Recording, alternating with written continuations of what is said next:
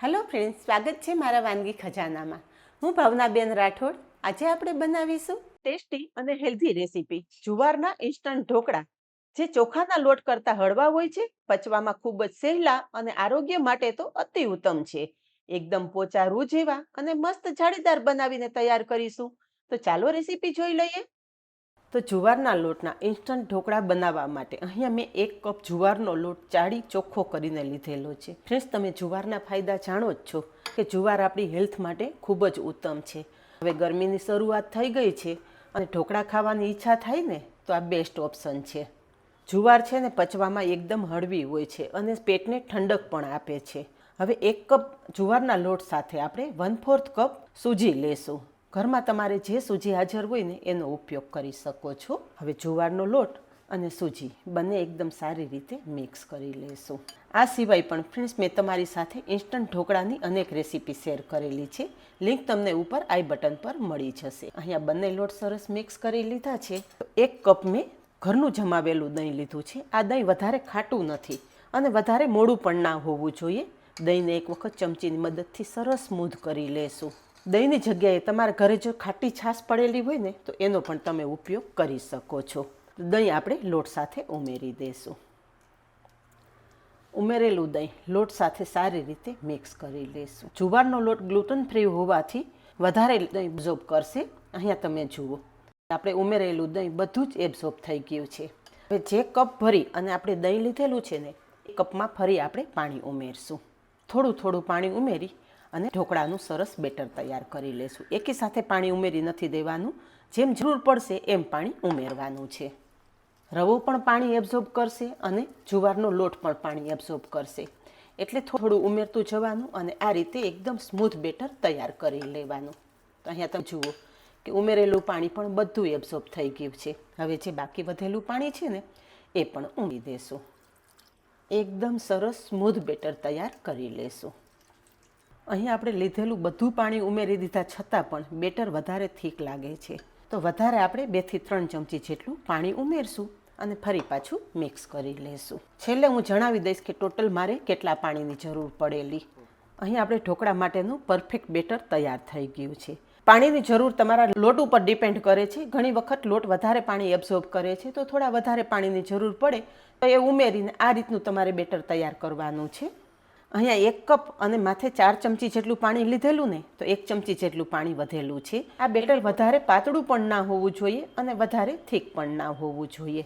તૈયાર કરેલું better rest કરવા માટે સાઈડ પર રાખી દેશું અને આપણે આગળની તૈયારી કરી લેશું. તો ઢોકળામાં ઉમેરવા માટે આદુ, મરચાં અને લસણની પેસ્ટ બનાવવાની છે. 1 લીલા મરચાંના ટુકડા, થોડા આદુના ટુકડા અને નાની 5 થી 6 કળી લસણ લીધેલી છે. તમે લસણ ના ખાતા હોય તો લસણ સ્કીપ કરી શકો છો, પણ ઢોકળામાં લસણનો ટેસ્ટ વધારે સરસ આવે છે એટલે હું તો ઉમેરું છું. પીસી લેશું. તો અહીંયા આદુ, મરચાં, લસણની પેસ્ટ તૈયાર થઈ ગઈ છે. તૈયાર થયેલી પેસ્ટ એક વાટકીમાં કાઢી લીધી છે. હવે એ જ જારમાં આપણે ઢોકળા સાથે ખાવા માટે સ્પેશિયલ ચટણી બનાવશું. અહીંયા 1 લીલું મરચું લીધું છે. લીલા મરચાંના ટુકડા કરીને ઉમેરી દઈશું. ટુકડો આદુ પણ રફલી સમારી અને મિક્સર જારમાં ઉમેરી દઈશું. સાથે ચટણીને થિકનેસ આપવા માટે 2 ચમચી દાળિયાની દાળ લીધેલી છે. દાળિયાની દાળ તમારી પાસે હાજર ના હોય તો એની જગ્યાએ શેંગદાણા કે નાળિયેરના પાવડરનો ઉપયોગ પણ કરી શકો છો. હવે ફ્રેશ સમારેલી કોથમરી ઉમેરશું. સાથે થોડા ફ્રેશ ફુદીનાના પાન પણ ઉમેરી દઈશું. ફુદીનાની સાથે જ 15 થી 20 મીઠા લીમડાના પાન પણ ઉમેરશું. ફ્રેન્ડ્સ, આપણે મીઠા લીમડાના પાનનો અનેક જગ્યાએ ઉપયોગ કરતા હોઈએ છીએ અને જ્યારે તમે વઘારમાં લીમડાના પાન ઉમેરો ને તો મોટા ભાગના લોકો ખાવા ટાઈમે લીમડાના પાન કાઢી નાખતા હોય છે. આ રીતે ચટણી બનાવો ને ત્યારે મીઠા લીમડાના પાન ખાસ ઉમેરવા. મીઠા લીમડાના અઢળક ફાયદા છે જે આપણી સ્કિન અને હેર માટે ખૂબ જ ઉપયોગી છે. હવે ચટણી સાથે સ્વાદ પ્રમાણે મીઠું ઉમેરશું અને ચટણીને ખાટો મીઠો ટેસ્ટ આપવા 1 ચમચી ખાંડ, 2 ચમચી જેટલો લીંબુનો રસ ઉમેરશું. ચટણી એકદમ સ્મૂધ પીસાઈ જાય અને લીલો કલર જળવાઈ રહે ને એ માટે 2 આઈસ ક્યુબ ઉમેરશું. ચટણી પીસી લેશું. અહીંયા ચટણી પીસી લીધી છે. ઢોકળા સાથે ખાવા માટે ચટણી બનાવેલી છે એટલે થોડી પાતળી રાખવાની. રેગ્યુલર ખાવા માટે ચટણી બનાવતા હોય ને તો ચટણી થોડી થીક રાખવાની. તૈયાર થયેલી ચટણી એક બાઉલમાં લઈ લેશું. હવે આપણી ચટણી તૈયાર થઈને ત્યાં સુધીમાં આપણું બેટર પણ રેસ્ટ કરીને તૈયાર થઈ ગયું છે. તો અહીંયા તમે જુઓ કે આપણે બેટરની પરફેક્ટ કન્સિસ્ટન્સી થઈ ગઈ છે. આથી વધારે પાતળું આ બેટર નથી કરવાનું. હવે બેટર સાથે સ્વાદ પ્રમાણે મીઠું ઉમેરશું અને તૈયાર કરેલી આદુ મરચાં અને લસણની પેસ્ટ પણ ઉમેરી દઈશું. અને આ ઢોકળા ઠંડા થયા પછી પણ એકદમ સોફ્ટ રહે એ માટે 1 ચમચી જેટલું તેલ પણ ઉમેરી દઈશું.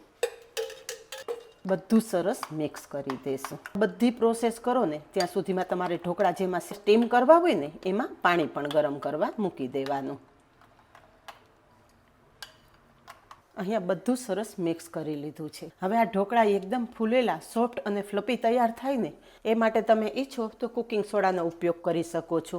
પણ આજે આપણે આથા વગરના ઢોકળા તૈયાર કરીએ છીએ એટલે ઈનો ઉમેરશું. તો તમારે જે પણ ફ્લેવરનો ઈનો તમારી પાસે હાજર હોય ને એનો ઉપયોગ કરી શકો છો. 1 પાઉચ ઈનો ઉમેરી દેશું અને સાથે 1 ચમચી જેટલો લીંબુનો રસ પણ ઉમેરી દેશું. બધું સરસ મિક્સ કરી લેશું. આ ટાઈમે જો તમારે પીળા ઢોકળા ખાવા હોય ને તો જ્યારે તમે બેટર મિક્સ કરો ને ત્યારે 1/4 ટીસ્પૂન જેટલી હળદર પણ ઉમેરી દેવાની, તો પીળા ઢોકળા તૈયાર થશે. પણ આજે આપણે વ્હાઈટ ઢોકળા તૈયાર કરીએ છીએ એટલે હળદર મેં નથી ઉમેરેલી. જુઓ કે ઈનો મિક્સ કરતાં જ બેટર એકદમ ફ્લફી તૈયાર થઈ ગયું છે. હવે વધારે સમય નહીં બગાડતા તરત જ આપણે તૈયાર થયેલું બેટર થાળીમાં લઈ લેશું. તો અહીંયા એક થાળી લીધી છે. થોડું તેલ ઉમેરી અને થાળીને તેલથી સરસ ગ્રીસ કરી લેશું. તૈયાર થયેલું બેટર થાળીમાં ઉમેરી દેશું.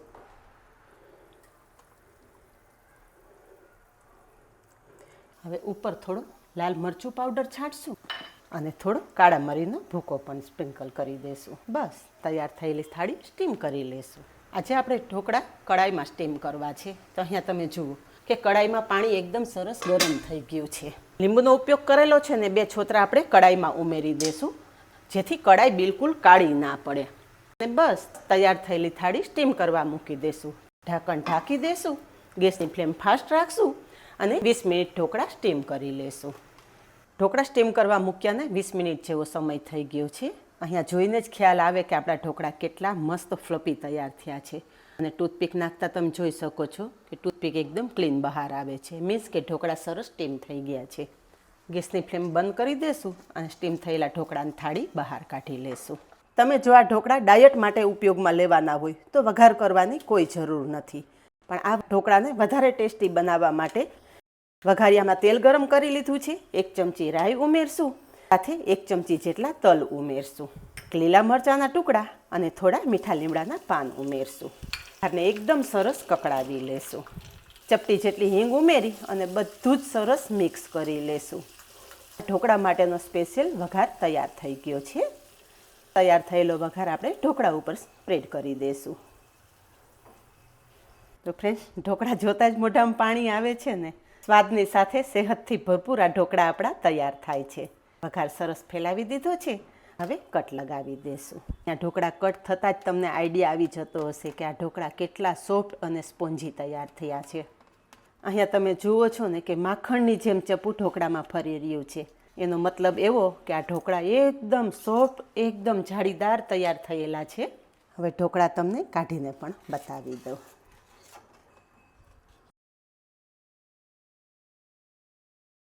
અહીંયા જુઓ ફ્રેન્ડ્સ કે ઢોકળા કેટલા સોફ્ટ તૈયાર થયા છે. અને જાળી તો જુઓ તમે, એકદમ મસ્ત. મોઢામાં મૂકો ને તો સડસડાટ ગળે ઉતરી જાય ને એટલા મસ્ત ગ્લુટન ફ્રી આપણા ઢોકળા તૈયાર થયેલા છે. અને સાથે આપણે હેલ્ધી અને ટેસ્ટી ગ્રીન ચટણી પણ બનાવેલી છે. તો ફ્રેન્ડ્સ, જો તમને આજનો વિડીયો પસંદ આવ્યો હોય ને તો વિડીયોને 1 લાઇક ચોક્કસ આપજો. અને આવા જ નવા વિડીયો જોવા માટે ચેનલને સબસ્ક્રાઈબ કરી લેજો અને પાસે રહેલું બેલ પણ પ્રેસ કરી રાખજો જેથી આવનારા બધા જ નવા વિડીયોની નોટિફિકેશન સૌથી પહેલાં આપને મળે. આજે બસ આટલું જ. મળીએ નેક્સ્ટ વિડીયોમાં. ત્યાં સુધી બાય. Thank you.